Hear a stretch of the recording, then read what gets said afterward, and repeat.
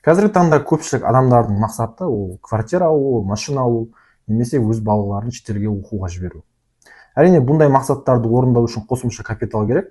Ол капиталды жеткізетін, яғни осы капиталға жеткізетін жолдың бірі ол инвестиция жасау. Осы видеода мен сіздерге өте маңызды ақпараттарды айтатын боламын. Яғни инвестицияны нөлден бастау үшін осы ақпараттарды білу керек және оны қолдана алу керек. Оның біріншісі әрине ол акция, одан кейін облигация, ETF, қор биржасы, брокер және портфель деген ұғымдарды біртіндеп сіздермен қарастырып кететін боламыз. Ең біріншісі қарапайым терминнен бастайық. Оның біріншісі ол облигация. Облигация дегеніміз ол депозитке ұқсас инструмент, яғни сіздер депозитті алған кезде банктарға өздеріңіздің ақшаларыңызды берсеңіздер, облигацияны қарастырған кезде сіздер компанияларға өздеріңіздің ақшаларыңызды қарызға бересіздер. Ал компаниялар осы ақшаларды алу арқылы белгілі бір уақыттың ішінде сіздерге үстінен үстем ақысын төлеп өздеріңіздің ақшаларыңызды қайтарады. Қарапайым мысал келтірейік. Мысалы, сіздер 1 миллион теңгені белгілі бір компанияға салатын болсаңыздар, яғни қарызға беретін болсаңыздар, ол компания үстінен мысалы 20%-пен қайтарып береді. Ол 20%-ті мысалы олар облигацияның шығуына қатты байланысты. Кейбір облигациялар 3 жылдық, 5 жылдық, 10 жылдық облигациялар бар. Мысалы 3 жылдық облигацияны алатын болсақ, миллион теңгені салатын болсаңыздар, 3 жылдың ішінде сіздер 1,600,000 теңге қылып толық қайтарып ала аласыздар. Енді облигация дегенге тағы бір ұғымға келейік. Мысалы, неге бұл инвестицияны туралы айтқан кезде бұл облигациядан бастадық? Өйткені инвестиция дегеніміз ол біздің айналамыздағы бүкіл компаниялар. Мысалы, біз өзіміздің компаниямызды ашамыз, бизнесімізді ашамыз, немесе өзгелердің бизнесінен ақша табамыз. Сол ақша табудың жолы, бірінші жолы, яғни ол облигация. Бірақ облигациялардың өздерінің түрлері болады. Мемлекеттік облигация және корпоративтік облигация. Егер мемлекеттік облигация болатын болса, онда сіз өзіңіздің ақшаңызды мемлекетке бересіз қарызға, ал мемлекет соның үстінен белгілі бір үстемақы төлеп отырады. Ол үстемақысы купон деп аталады. Ал егер де сіз өзіңіздің ақшаңызды, яғни жақсы жұмыс жасап тұрған, жақсы табыс әкеліп жүрген бизнеске салатын болсаңыз, ол бизнес өзінің үстінен жаңағы үстемақысын береді. Ол Қазақстанда корпоративтік облигациялар 20-25% корпоративтік облигациялар табуға болады. Бір жағынан 25% деген Қазақстан үшін өте жақсы үстемақы болып келеді. Бұл облигация, яғни бизнестерге қарызға ақша беру арқылы үстінен ақша табу. Екінші біз білу керек нәрсе ол акция. Акция дегеніміз, яғни компаниялар өзіне ақша тарту үшін, өзінің компаниясына ары қарай дамыту үшін өздерінің акцияларын шығарады. Яғни бір компанияда миллион акция болуы мүмкін, бір компанияда мысалы 10 миллион акция болуы мүмкін. Сол 10 миллион акцияның сіз мысалы 10 акциясын сатып алуыңыз мүмкін, 100 акциясын сатып алуыңыз мүмкін. Өзіңіздің қаражатыңызға байланысты, бір жағынан компанияның бір акцияға белгіленген бағасына байланысты. Мысалы, біз білеміз, қазіргі уақытта әртүрлі компаниялар бар. Каспий банкті алсақ болады. Каспий банкті қазір нарықтағы бағасы ол 37,000 теңге тұрады. Қазмұнайгазды алсақ болады. Қазіргі уақытта 28,000 теңге тұрады. Бір акциясы. Сондай сіз ақшаңыз қанша акциясына жетеді, соншама акция аласыз. Сол арқылы сіз не аласыз енді? Бұл акцияны сатып алғаннан қалай пайда көресіз? Біріншіден, бұл компанияның егер жағдай жақсы болса, жылдан жылға табысы арта беретін болса, ол компанияның нарықтағы акциясының бағасы үнемі жоғарылап отырады. Біріншісі, сіздер осы акцияның көтеруінен ақша табасыздар. Ал кейбір компаниялар ол сонымен қатар дивиденд төлейді. Қазіргі уақытта өздеріңіз білесіздер, Каспий банк дивиденд төлеп жатыр, Халық банк дивиденд төлеп жатыр, және өзге де компаниялар біз білетін, көріп жүрген компаниялардың өздерінің дивидендтерін беріп жатыр. Дивиденд дегеніміз компания өзінің тапқан пайдасынан белгілі бір бөлігін осы акционерлермен бөліседі. Содан біз қосымша пайда таба аламыз. Яғни екі түрлі жолмен ақша таба аламыз акцияда. Ол бағаның өсімінен және дивидендтен қосымша ақша табуға болады. Акция деген түсінікті деп ойлаймын. Яғни біз әлемдік компанияларды алсақ болады, қазақстандық компанияларды алсақ болады. Яғни ол компаниялардың барлығы жақсы жұмыс жасап тұрған компаниялар, соларды пайдалану арқылы өзіміздің аз ақшамызбен сол компанияларға салу арқылы біз қосымша үлкен табысқа шықсақ болады. Әрине бұл нәрсе 1-2 жылдың ішінде болмайды. Бұл нәрсе 10 жылдың, 5 жылдың, 15 жылдың ішінде белгілі бір қаражат жинап алуға көмектеседі. Және үшіншісі нәрсе бізде ETF деп аталады. ETF дегеніміз енді бұл кәдімгі корзина. Бұл корзинаның ішінде енді бір акция болмайды. Бұның ішінде ондаған, 20 шақты, 30 шақты компанияның акциясы болады. Сол 30 шақты компанияның акциясын бір акцияның бағасы сияқты сатып аласыздар. Яғни бұл портфель, дайын портфель. Сіз сол портфельдің белгілі бір бағасы болады нарықта, сол бағаны сату арқылы сіз бір жағынан диверсификация жасайсыз, бір жағынан сол арқылы осының өсімінен, яғни бағасының өсімінен қосымша ақша тапсаңыздар болады. ETF-тер өте көп, әртүрлі бағыттағы ETF-тер бар, мысалы энергетика бағытындағы ETF-тер бар, және қаржы саласындағы бағытындағы ETF-тер бар, технология саласындағы ETF-тер бар. Өзіңіздің қалауыңыз бойынша осы ETF-терді таңдау арқылы қосымша табыс табуға болады. Тағы ETF-тер туралы не айта аламыз? Мысалы, көп адамдар Apple-дың акциясын сатып алғысы келеді, көп адамдар Tesla-ның акциясын сатып алғысы келеді. Бірақ бұл компаниялардың акциялары өте қымбат. Сондықтан оған қаражаты жетпеуі мүмкін. Бірақ ETF-тер бар, осы компанияларға, яғни өздері инвестиция жасайды олар. Біз тек ETF-ке ғана инвестиция жасаймыз, ал ол компаниялар ETF және ETF-ті басқарып отырған компаниялар жаңағы компанияларға өздері инвестиция жасау арқылы бізге қосымша табыс алып келеді. Бұл деген сөз, жаңағы Apple-ды, Microsoft-тың барлығын біз сол ETF-тің ішінде болады, соны біз общий барлығын бірге сатып аламыз, сол арқылы біз одан пайда табамыз. Үшінші нәрсе бізде брокер деген нәрсе. Брокер дегеніміз ол биржа болады енді, әртүрлі биржалар бар. Бізде қазақстандық биржаларды білесіздер, Касе мен бізде AX деген биржамыз бар. Осы биржаларда бізде, яғни жаңағы компаниялар, үлкен компаниялар өздерінің акцияларын сол биржада саудалайды. Яғни сатады, сол жерден ғана біз сатып аламыз. Сондықтан биржалар өте үлкен. Бізде лондондық биржа бар, нью-йоркский биржа бар, әр мемлекеттің өзінің ішіндегі биржалары бар. Біздің Қазақстанда көбінесе біз Касе биржасын аламыз. Сол жерден біз қазақстандық компанияларды сол жерден сатып ала аламыз. Бұл қаржы базары деп айтсақ болады. Биржа деген базардан барып сіздер білесіздер, кез келген зат сатып алған сияқты, бұл жерге барып кез келген компанияның акциясын сатып алуға болады, кез келген компанияның облигациясын сатып алуға болады, кез келген компанияның ETF-ін сатып алуға болады. Сондықтан осының барлығы осы биржада болады. Бірақ біз енді қарапайым адамдар болғаннан кейін біз биржаға бірден барып сатып ала алмаймыз. Бізге сатып алуға көмектесетін ортада бір делдал болу керек. Сол делдал бізде ол брокер болады. Түсінесіздер ғой, бізде Қазақстанда қандай брокерлер бар? Ол Жусан Инвест бар, бізде Freedom Finance бар, тағы да Алатау Инвест бар. Сонымен қатар Халық қазір Инвест бар.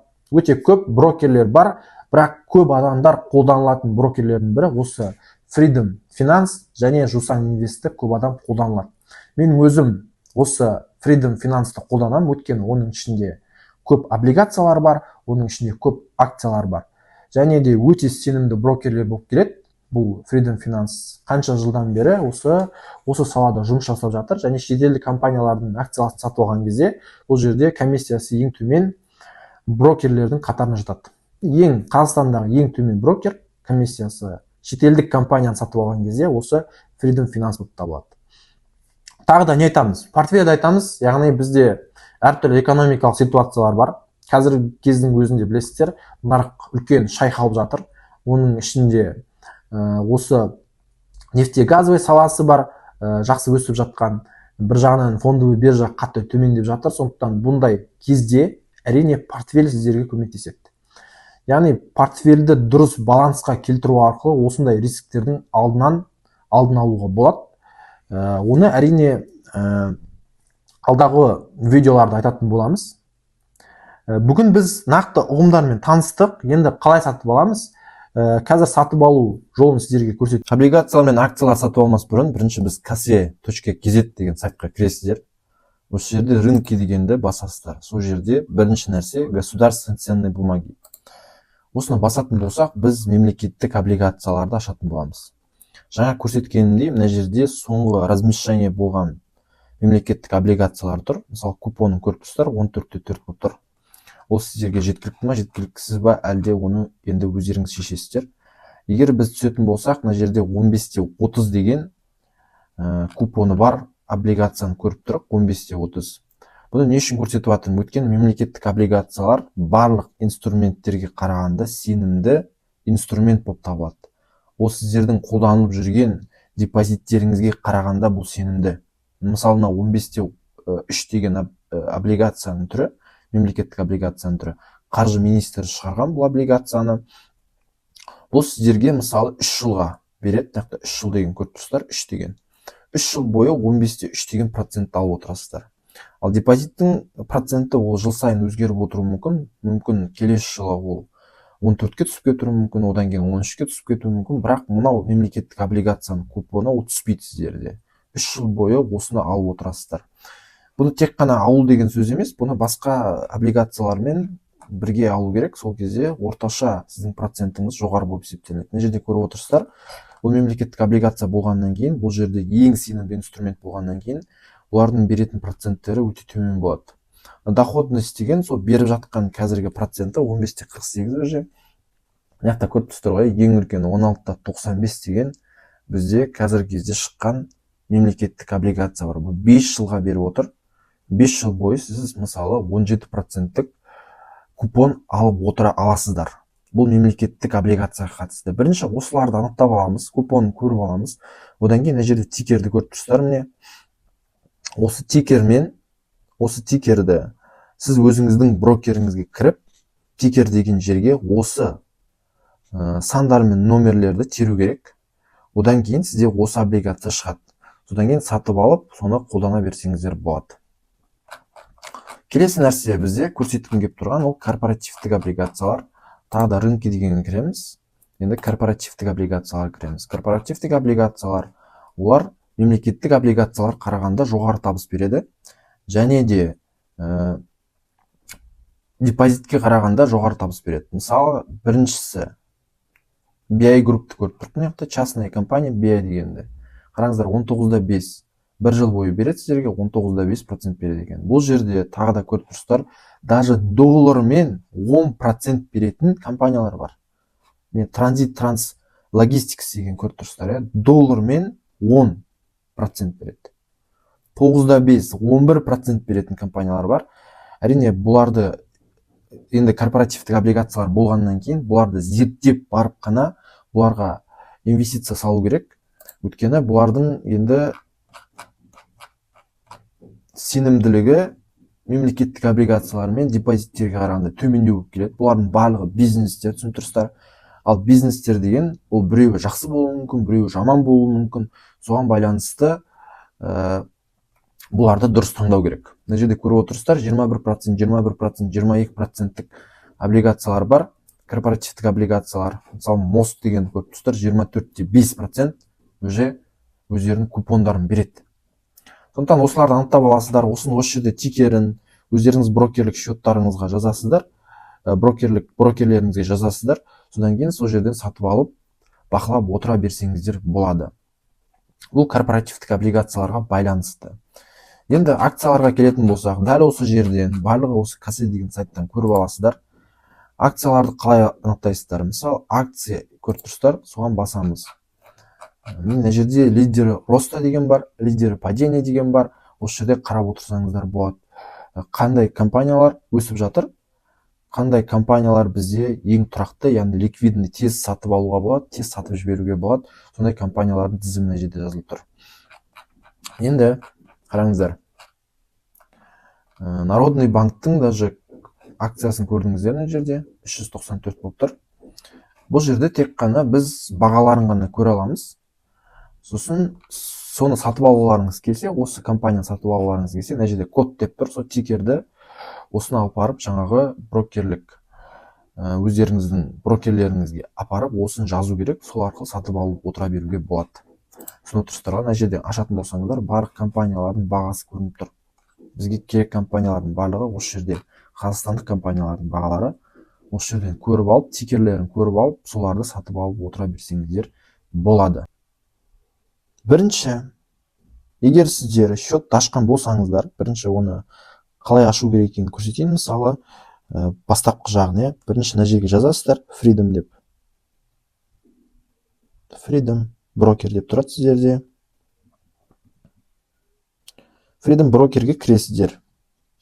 Осы жерде Freedom Broker деп тұрады сіздерде. Сол Freedom Brokerге кіріп, осыны басу керексіздер мына жерде. Одан кейін сіздерге жүктеледі бұл Freedom Broker. Одан кейін сол жерде счет ашасыздар, ішіне кіріп, Телеграмда көрсеткен нұсқаулықтармен, сол видеосымен, яғни Freedom Brokerдің өзі сіздерге қалай ашу керек екенін көрсететін видео бар. Сол видеоны Telegram каналда, сол каналда видеоны көріп, толық осы Freedom Brokerден счет ашып аласыздар. Счет ашып болғаннан кейін осы Freedom Brokerге кіреміз сіздерде. Мына жерде поиск по тикеру деп тұрады сіздерде. Сол поиск по тикеру деген жерге сіздерде кез келген компанияның, жаңағы көрсеттім ғой, коды деп жазылып тұрған жердегі кез келген тикерді әкеліп керіп, кодты әкеліп осы жерге енгізесіздер.